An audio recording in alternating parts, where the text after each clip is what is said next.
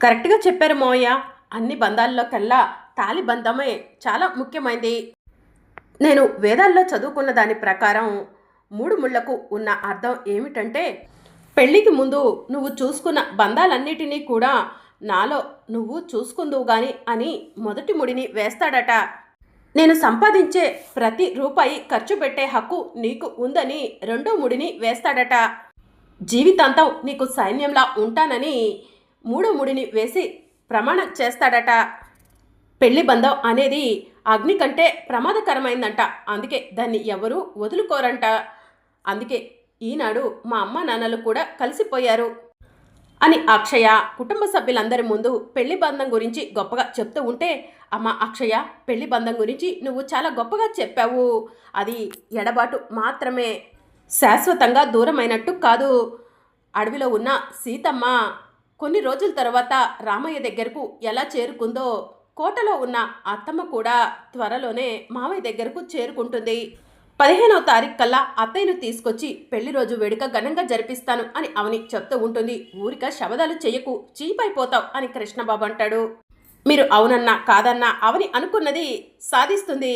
రాసివ్వమంటే రాసిస్తాను అని చెప్పి పెద్దరాజు అంటూ ఉంటాడు. హలో మాస్టరు, అన్ని రోజులు అవనివే కాదు, ఆలోచించుకొని మాట్లాడండి అని కృష్ణబాబు అంటాడు.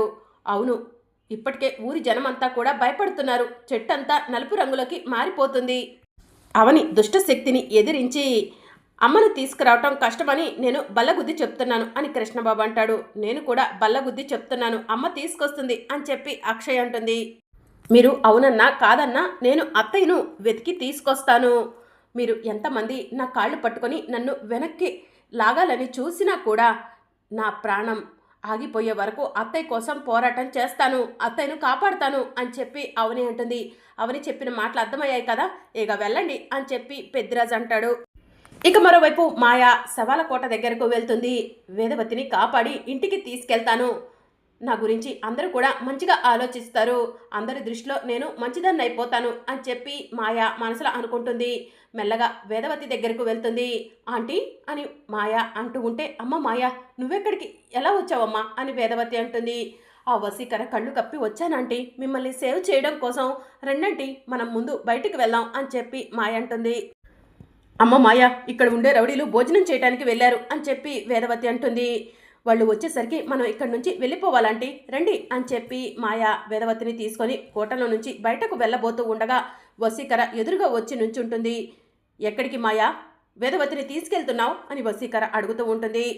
నీకు దండం పెడతాను వసీకర, వేదవతి ఆంటీని వదిలేసయ్యి, వేదవతి ఆంటీ చాలా మంచివాళ్ళు అని మాయ వసీకరతో చెప్తూ ఉంటుంది. మాయ ఏంటి సడన్గా ఇలా మాట్లాడుతుంది అని చెప్పి వసీకర మనసులో అనుకుంటూ ఉంటుంది. ప్లీజ్ వసీకర, ఆంటీని ఏం చెయ్యొద్దు, ఆంటీ కోసం అక్కడ అందరూ కూడా బాధపడుతున్నారు, ఆంటీని నేను కోటలో నుంచి బయటికి తీసుకెళ్తాను అని మాయ అంటూ ఉంటే, అప్పుడు వసీకర ఎక్కడ చచ్చారా అని రౌడీలను పిలుస్తుంది. దాంతో రౌడీలు వస్తారు. దీన్ని లాక్కెళ్ళిపోండి, కుర్చీలో కూర్చోబెట్టి కట్టిపడేండ్రా అని చెప్పి వసీకర చెప్పడంతో వేదవతిని రౌడీలు లాక్కుని వెళ్తూ ఉంటారు. ఆంటీ ఆంటీ అని మాయ పిలుస్తూ ఉంటే, అమ్మ మాయ మాయ అని చెప్పి వేదవతి పిలుస్తూ ఉంటుంది. ఇక రౌడీలు వేదవతిని తీసుకెళ్లి కుర్చీలో కూర్చోబెట్టి తాడుతో కట్టేస్తారు. మాయ మేడం ఏంటి ఈ వేదవతిని బయటికి తీసుకెళ్లాలనుకుంటుంది, అసలు ఏం జరుగుతుంది అని రౌడీలిద్దరూ కూడా వేదవతి ముందే మాట్లాడుకుంటూ ఉంటారు. రౌడీలకు మాయ ఎలా తెలుసు, అసలు ఏం జరుగుతుంది ఇక్కడ అని చెప్పి వేదవతి మనసులో అనుకుంటూ ఉంటుంది. మాయ నీతో మాట్లాడాలి, ఇలారా అని వసీకర మాయను పక్కకు తీసుకెళ్తుంది. వేదవతిని ఎందుకు ఇక్కడి నుంచి తీసుకెళ్లాలనుకుంటున్నావు, మన ఇద్దరం అనుకునే కదా వేదవతిని ఇక్కడ బంధించింది అని చెప్పి వసీకర మాయను అడుగుతూ ఉంటుంది. అలా కాదు వసీకర, నేను చెప్పేది ఒక్కసారి విను, వేదవతిని ఇక్కడి నుంచి బయటికి తీసుకెళ్తే అందరూ కూడా నన్ను నమ్ముతారు. ఆ తరువాత నేను అక్షయ్ను లోపలికి తీసుకొస్తాను, అక్షయ్ సహాయంతో నువ్వు ముక్కు పుడకని సొంతం చేసుకుందువు గాని, అదే నా ప్లాన్. అందుకే వేదవతి ఆంటీని కోటలో నుంచి బయటికి తీసుకెళ్లాలనుకున్నాను అని చెప్పి మాయ చెప్తూ ఉంటుంది. మాయ, నువ్వు ఏం చెప్పినా కూడా నేను వినే పరిస్థితిలో లేను, ప్రస్తుతం ఉన్న పరిస్థితిలో నేను నిన్ను కూడా నమ్మలేవను, నా నీడనే నేను నమ్మలేకపోతున్నాను, దయచేసి ఇంకొకసారి వేదవతిని ఇక్కడి నుంచి విడిపించి తీసుకెళ్లాలన్న ప్రయత్నం చెయ్యకు అని చెప్పి వసీకర మాయకు చెప్పి అక్కడి నుంచి వెళ్ళిపోతుంది. ఇప్పటి వరకు మాయ వసీకర మాట్లాడుకున్న మాటలన్నీ కూడా వేదవతి వింటుంది. అమ్మో, మాయ మంచిదానిలాగా నటిస్తుందా? అవని ఎన్నోసార్లు చెప్పింది. మాయ మారలేదని నేనే వినిపించుకోలేదు. నేను కోటలో నుంచి బయటపడిన తర్వాత ఈ మాయ గురించి అందరికీ చెప్తాను అని వేదవతి మనసులో అనుకుంటుంది. ఈ వసీకర కళ్ళు కప్పి వేదవతిని తీసుకెళ్దామనుకుంటే ఇలా అడ్డంగా దొరికిపోయానేంటి అని చెప్పి మాయ మనసులో అనుకుంటూ ఉంటుంది. ఇక మరోవైపు ఊరి వాళ్ళు చెట్టు కింద కూర్చొని ఉంటారు. మళ్ళీ ఎప్పుడు వెళ్తున్నావు ఫారెన్కి అని ఒక అతను పక్కనున్న అతన్ని అడుగుతూ ఉంటాడు. నెక్స్ట్ వీక్ వెళ్తున్నాను అని చెప్పి ఒక అతను చెప్తూ ఉంటాడు. ఈసారి వచ్చేటప్పుడు సెంటు తీసుకురా అని అతను చెప్తూ ఉంటే సరే తీసుకొస్తాను అని చెప్పి మరొక అతను అంటాడు. అప్పుడే కృష్ణబాబు పెద్దిరాజు ఇద్దరు కూడా రోడ్డు మీదకు వస్తారు. ఎక్కడికి కృష్ణ, నీ అంట నన్ను తీసుకెళ్తున్నావు అని పెద్దిరాజు అడుగుతూ ఉంటాడు. ఇంట్లో ఉంటే మనకు విలువ లేదు బావా, అందుకే అలా బయటికి వెళ్దాం అని చెప్పి కృష్ణబాబు పెద్దిరాజును వెంట పట్టుకొని వస్తాడు. చెట్టు కింద కూర్చున్న ఊరి పెద్దవాళ్ళు వాళ్ళెవరు అని చెప్పి అడుగుతూ ఉంటారు. నువ్వు ఈ ఊర్లో ఉండట్లేదు కదా, నువ్వు ఫారెన్లో ఉంటున్నావు కదా, అతనెవరో ఇప్పుడు నీకు పరిచయం చేస్తాను, బాబు ఇలా రండి అని ఊరిలో ఉన్నవాళ్ళు కృష్ణబాబు పెద్దిరాజును పిలవటంతో, చూసావా బావా, ఇంట్లో ఉంటే మనకు ఎలాంటి విలువ లేదు, రోడ్డు మీదకి వస్తే ఎంత విలువ వచ్చిందో అని చెప్పి కృష్ణబాబు ఊరి వాళ్ళ దగ్గరకు పెద్దిరాజును తీసుకొని వెళ్తాడు. ఇతనేమో వేదవతి గారి చిన్నబ్బాయి, అతనేమో వేదవతి గారి అల్లుడు, ఇంట్లోనే ఉంటాడు. ఈ అబ్బాయికేమో పని పాట లేదు అని చెప్పి ఊరిలో ఉండే అతను ఫారెన్లో ఉండే అతనికి పరిచయం చేస్తూ ఉంటాడు. వేదవతి గారి చిన్నబ్బాయి, వేదవతి గారి అల్లుడు అనకపోతే నా పేరు గట్టంనేని కృష్ణబాబు, ఈయన పేరు పెద్దిరాజు, అలా పరిచయం చేయొచ్చు కదా అని కృష్ణబాబు అంటాడు. బాబు, మిమ్మల్ని పరిచయం చేయాలంటే వేదవతి గారి పేరు ముందుండాలి, లేకపోతే మీకు ఎలాంటి విలువ లేదు ఈ ఊర్లో అని చెప్పి ఊరి వాళ్ళు అంటూ ఉంటారు. త్వరలోనే ముక్కు పుడకను సంపాదించి మాకు విలువ వచ్చేలా చేస్తాము, ఊరి సమస్యను తరిమేస్తాము అని కృష్ణబాబు అంటాడు. ముక్కు పుడకను తీసుకొచ్చే శక్తి మీ దగ్గర లేదులే, కానీ నడవండి అయ్యా నడవండి, అవనమ్మకే సాధ్యమవుతుంది అని చెప్పి ఊరి వాళ్ళు కృష్ణబాబు పెద్దిరాజుని అవమానిస్తారు. ఊర్లో మనకి మర్యాద దక్కుతుందంటూ తీసుకొచ్చి అవమానాలు పాలు చేసావు కదా కృష్ణ అని పెద్దిరాజు అంటాడు. బావా, మనకి ఊరి వాళ్ళ ముందు అవమానం జరిగింది కదా, మనకి గౌరవం దక్కాలంటే నా దగ్గర ఒక ప్లాన్ ఉంది అని కృష్ణబాబు అంటాడు. ఏంటా ప్లాను అని పెద్దిరాజు అంటూ ఉంటాడు. కోటకు సంబంధించిన డూప్లికేట్ కీ ఒకటి తయారు చేపించాను, దాంతో మనం కోటలోకి వెళ్దాము, ముక్కు పుడకను సంపాదిద్దాము, మనకి పేరు ప్రఖ్యాతలు వచ్చేలా చేద్దాం బావా అని చెప్పి కృష్ణబాబు పెద్దిరాజుకి చెప్తూ ఉంటాడు. ఏవైనా ఉంటే ఇంటికి పోయి మాట్లాడుకుందాం పదా అని చెప్పి పెద్దిరాజు కృష్ణబాబుని తీసుకొని ఇంటికి బయలుదేరతాడు. ఇక మరోవైపు ప్రసాదరావు నిద్రపోతూ సడన్గా లేచి కూర్చొని వేదా అని గట్టిగా అరుస్తాడు.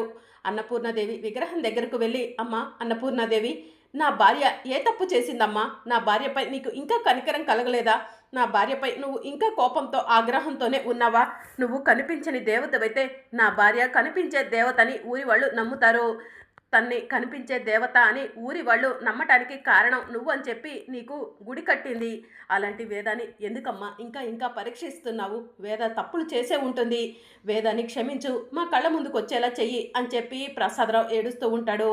నువ్వు నా వేదాన్ని కాపాడట్లేదు కదా, నేనే నా వేదాన్ని కాపాడుకుంటాను అని ప్రసాదరావు ఏడుస్తూ కుటుంబ సభ్యుల దగ్గరికి వెళ్తాడు. నానా ఏంటి ఈ అర్ధరాత్రి మధ్యలో దరువు అని కృష్ణబాబు అంటాడు. నాకు వేదాన్ని కాపాడుకోవాలనుంది, నేను వేద దగ్గరికి వెళ్తున్నాను అని చెప్పి ప్రసాదరావు అంటాడు. మీరు ఈ టైంలో వెళ్ళటం కరెక్ట్ కాదు నాన్న అని చెప్పి శ్రీకర్ చెప్తూ ఉంటాడు. నా వేదాన్ని మీరు కాపాడతారని, వాళ్ళు కాపాడతారని నేను వృధా ప్రయాస చేయదలుచుకోలేదు, దయచేసి నన్ను ఎవరు కూడా ఆపొద్దు, నా వేదాన్ని నేనే కాపాడుకుంటాను, నేను ఉండి కూడా ఎలాంటి ఉపయోగం లేదు అని చెప్పి ప్రసాదరావు అందరికీ చేతులెత్తి నమస్కారం చేసి వేదవతిని కాపాడటం కోసమని కోట దగ్గరికి వెళ్తూ ఉండగా అవని మావయ్య ఒక్క నిమిషం అని చెప్పి ప్రసాదరావు చేతిని గట్టిగా పట్టుకుంటుంది. మావయ్య, అత్తయ్యను తీసుకొస్తానని, ఊరి సమస్యను పారదోలుతానని మాట ఇచ్చింది నేను, అత్తయ్యను కాపాడటానికి నేను బావ వెళ్తాము అని చెప్పి అవని అంటుంది. వెళ్తా అంటుంది కదా మావయ్య, అవనిని వెళ్ళి అత్తయ్యని కాపాడుకొని తీసుకురానివ్వండి అని చెప్పి నిహారిక అంటుంది. అవునానా, మీరు వెళ్ళటం కన్నా వాళ్ళు వెళ్తేనే అమ్మవారి కాపుదల ఉందని వాళ్ళు డప్పులు కొట్టుకుంటున్నారు, కాబట్టి వాళ్ళకి ఎలాంటి ఆపద జరగకుండా ఉంటుందేమో చూద్దాం అని చెప్పి వసంత్ అంటుంది. సరే మావయ్య, మీరు కంగారు పడకండి, నేను అత్తయ్యను కాపాడి తీసుకొస్తాను, బావా రా వెళ్దాం అని అవని, అక్షయ, శ్రీకర్ ముగ్గురు కలిసి ఇంట్లో నుంచి బయటకు వెళ్ళబోతూ ఉండగా, అమ్మ అవని ఆగమ్మా, వెళ్ళొద్దు, మీరు అక్కడికి వెళ్తే మీకు ప్రమాదం జరుగుతుంది అని చెప్పి ప్రసాదరావు చెప్తూ ఉంటాడు. మావయ్య, వాళ్ళు వెళ్తా అంటుంటే మీరెందుకు అడ్డుకుంటున్నారు, వెళ్తా అన్నంత ఈజీ కాదు వెళ్ళటం అని చెప్పి నిహారిక అంటుంది. వాళ్ళ ముగ్గురులో ఎవరికి ఏమైనా కూడా నేను తట్టుకోలేవను, అమ్మ అవని నీ మాటను నమ్ముతున్నాను, మా పెళ్లి రోజు కల్లా వేదాన్ని కాపాడి తీసుకురమ్మా అని చెప్పి ప్రసాదరావు ఏడుస్తూ ఉంటాడు. సరే మోయ, అత్తయ్యను తీసుకొస్తాం, మీరు అస్సలు బెంగ పెట్టుకోకండి అని చెప్పి అవని అంటుంది. తాతయ్య మీరు అక్కడికి వెళ్తే చచ్చిపోతారు, అందుకే మిమ్మల్ని వెళ్లకుండా అడ్డుకుంటుంది అని అక్షయ్ అంటుంది. నాకు నా వేద చచ్చిపోయినట్టు కలొచ్చింది, అందుకే నేను వెళ్ళాలనుకున్నాను అని ప్రసాదరావు చెప్తూ ఉంటాడు. ఎవరు అవునన్నా కాదన్నా కోటలో ఉన్న వసీకర్ను తరివి కొట్టి త్వరలోనే అత్తయ్యను బయటికి తీసుకొస్తాను, ముక్కు పుడకను కూడా తీసుకొస్తాను అని చెప్పి అవని అంటుంది. ఒరే చిన్నోడా, నాన్న అవని శ్రీకర్ అక్షయ వెళ్తా అంటే వద్దని అడ్డుకున్నాడు, మనం వెళ్తా అంటే కనుక మనల్ని అడ్డుకునేవాడారా అని వసంత అడుగుతూ ఉంటుంది. మనం పోయినా కూడా నాన్నకి పెద్ద ఇబ్బంది ఏం ఉండదు కదక్క, మనల్ని అయితే అడ్డుకునేవాడే కాదు అని కృష్ణబాబు వసంతతో చెప్తూ ఉంటాడు. కరెక్ట్గా చెప్పావు కృష్ణ అని చెప్పి పెద్రస్ చెప్తూ ఉంటాడు. రేపు రాబోయే అప్కమింగ్ ఎపిసోడ్లో అవని శ్రీకర్ రెడీ అయ్యి మావయ్య మీ అందరికీ మాట ఇచ్చిన ప్రకారం, ఊరి వాళ్ళందరికీ మాట ఇచ్చిన ప్రకారం వేదవతి అత్తయ్యను కాపాడటం కోసం కోట దగ్గరికి వెళ్తున్నాము. కోట దగ్గరికి వెళ్ళి మేము తిరిగి రాకపోయినా మా ప్రాణాలకు ఏదైనా ప్రమాదం జరిగినా మా కూతురు అక్షయ్కు ఎలాంటి లోటు రాకుండా చూసుకోండి మోయ అని అవని అక్షయ్ చేతిని ప్రసాదరావు చేతిలో పెట్టి శ్రీకర్తో కలిసి కోట దగ్గరికి బయలుదేరుతుంది. మరి అప్కమింగ్ ఎపిసోడ్లో ఏం జరగనుందో తెలుసుకోవాలనుకుంటున్నారా? అయితే ఛానల్ను సబ్స్క్రైబ్ చేసుకుని సపోర్ట్ చేయడం మర్చిపోకండి. Thank you for watching.